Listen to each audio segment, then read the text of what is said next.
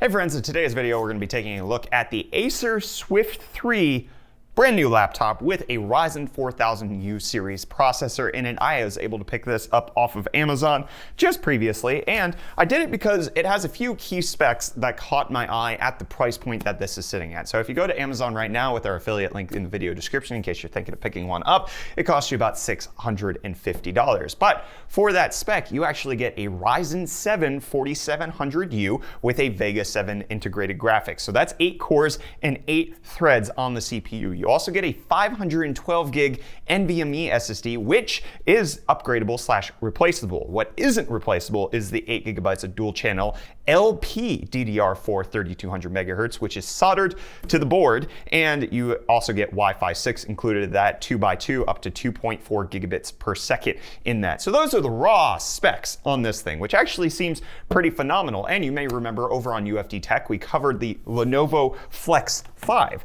That's this laptop right here, which you can check out that video right up there. This is $600. So for $50 more, you actually get a better processor and a better graphics card. However, there are a lot of compromises that are made in order to only pay $50 more for the 4700U on the Swift 3 versus the Flex 5. So we're gonna discuss whether or not that's worth it after we go across the general idea behind this laptop and how those specs and build quality really play out. For I/O, on the left side, you've got the power, the USB-C, which is a 3.2 Gen 2 port, which is capable of up to 10 gigabits per second, or DisplayPort, or USB fast charging, or it can also be a DC in for the laptop, providing 65 watts of power. So that USB-C port right there can do a whole heck of a lot. However, the caveat is it's not Thunderbolt 3, so you will not have an external GPU because Thunderbolt's an Intel exclusive. So until USB 4 comes out, you're kind of stuck with that just being okay, it's a display out. That's basically all you get. Also included on the left side,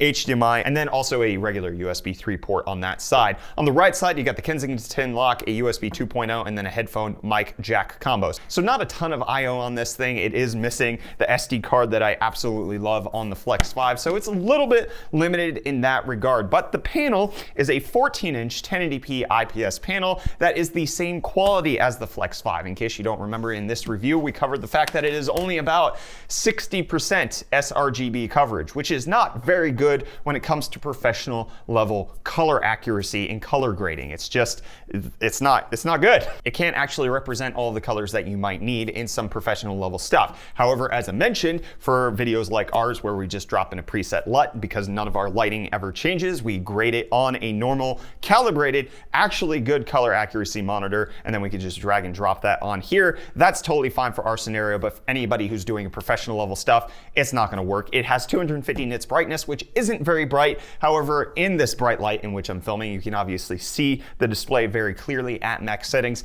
It's not going to be something that you take outside, so consider that a downside if you would. And it has 82.73%.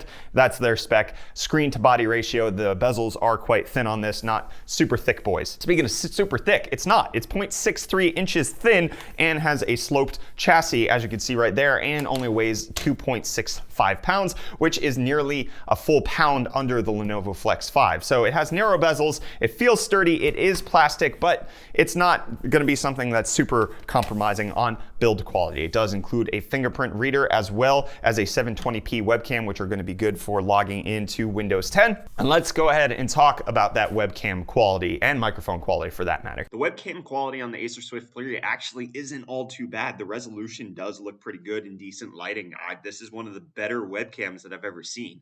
Audio, again, also not really a problem. It sounds pretty good. It doesn't pick up on too much ambient noise, as you can hear kind of typing right now. It's not super loud. The clicks on the touchpad aren't coming through really roughly. So this is acceptable. Good job, Acer. I really like this one. So let's move on now to the keyboard and the touchpad. The touchpad is standard size, not much going on there. The keyboard is fine. It's kind of mushy. There's not a whole lot going on there. It's just a very normal laptop keyboard, which I suppose is fine. There are a few qualms that I have with it, like the squashed arrow keys with the home and page up and page down buttons just kind of put in the bottom right-hand corner. But overall, it really works out pretty well. It's more satisfying than I have experienced on other keyboards and less satisfying than higher end ones. So it's fine.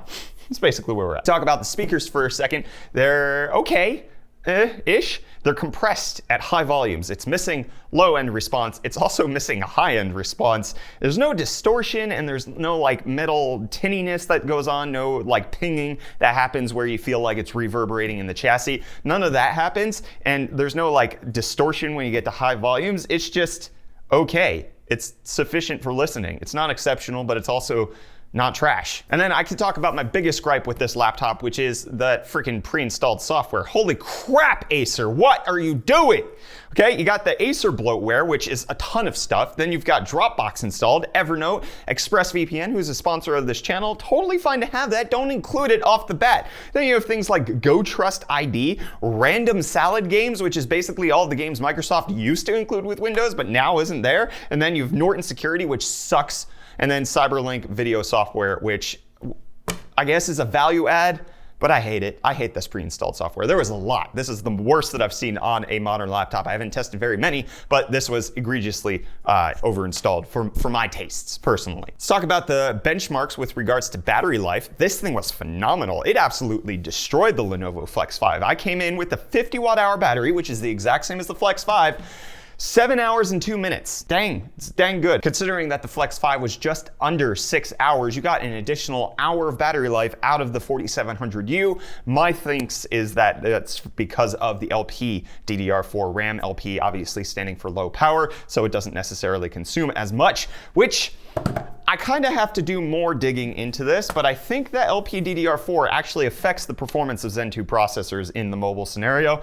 I have benchmarks to kind of back it up, but I really need to do like a deep dive into the comparisons on this, which I'll be doing in a video upcoming. But suffice it to say, let me give you the benchmarks on how this thing performed. SSD did pretty great. 2.3 gigabytes per second reads, 1 gigabyte per second write. The Cinebench R15 score on the CPU was 975, which is only 5% better than the 4500U. And then gaming benchmarks, just some light esports gamings. Valorant 720p medium, I got 130 FPS. Fortnite, I got 71.4 FPS average, and PUBG, I got 42 FPS average, which doesn't actually super beat out the Flex 5. It's not that much of a better performer. Maybe a couple FPS in PUBG, the rest were kind of equal. So again, I really need to do more investigation on this, but so the only information I've been able to see about DDR4 versus LPDDR4 is obviously number one, the low power, and then number two, LPDDR4 has lower bandwidth, and that's not supposed to affect things, but Zen 2 is memory dependent. So I keep posted, get subscribed to Brainius to find out more about that. But it seems like we're about the same performance for the 4700U as we are for the 4500U on Acer Swift 3. The Cinebench is only 5% faster. It does seem like for the $50 more that you're getting in this, you're paying for number one, that 4700U versus the 4500U, but there are a few compromises, as I mentioned. It's no touchscreen versus the Flex 5. It's not a 2-in-1. There's no stylus included. It's the same bad display of 250 nits brightness, 60% sRGB, and you only get 8 gigabytes of non-upgradable RAM, whereas you get 16 in this. However, you only get 256 gig storage in the Flex 5, whereas you get 512 in the Swift 3. But on both of them, it's upgradable if you just take out the screws. And just to quickly mention, the Swift 3 has 10 normal Phillips head screws underneath, so you can easily pop off the bottom to actually remove it. So the higher capacity SSD is obviously worth a little bit of money. $50 actually maybe right about there to get double the capacity a little bit. The battery life is phenomenal, way better than the Flex 5. That extra hour is very impactful, and it's lighter. It's actually nearly a pound lighter. It's more portable. It's not necessarily as usable. So it's kind of a toss-up. There's more flexibility in what you get with the Swift 3 because again, you have that 8 cores, 8 threads. That USB-C is not taken up with the charger as it is on the Flex 5, and it can do a whole host of different things. But honestly, when it comes down to it, that $650 price tag is a little bit too much for the performance that I'm actually seeing out of it, which again, maybe you guys have an explanation as to why the performance was nearly identical on these two, the 4500U versus the 4700U. This uses DDR4, this uses LPDDR4. Not quite sure there. I'm gonna do more investigation on that as I mentioned, so stay tuned for that. But $650, higher SSD capacity, better battery life, and that's basically it. So whether or not that compromise is more for you, that's up to you. We do have another laptop video coming up shortly on the Asus ZenBook 14, which has a 4500U but an MX350 dedicated graphics card, which we'll be covering in a later video, so get subscribed for that. But Acer Swift 3 for $650, sure, why not? In case more RAM is more important to you, which 8 gigabytes didn't really seem to restrict us, then it's totally fine. The heatsink at the bottom kept the 4700U totally cool. In benchmark, we only ever averaged about 75 degrees Celsius. So this thing is well put together. It's a lower end non-gaming laptop. It has everything that you could possibly need. Again, just consider it versus the Flex 5, $600 versus $650. This might get you more performance in the long run, or it could hinder you, especially with that 8 gigabytes of RAM. So let me know what you think of the Acer Swift 3 down below in the comments. Keen to hear from you down there. Hit the like button if you enjoyed this video. Get subscribed to stay up to date on all of our tech-related content. I'm Brett with the Brainish channel. That's what this is. Yes, thank you for watching.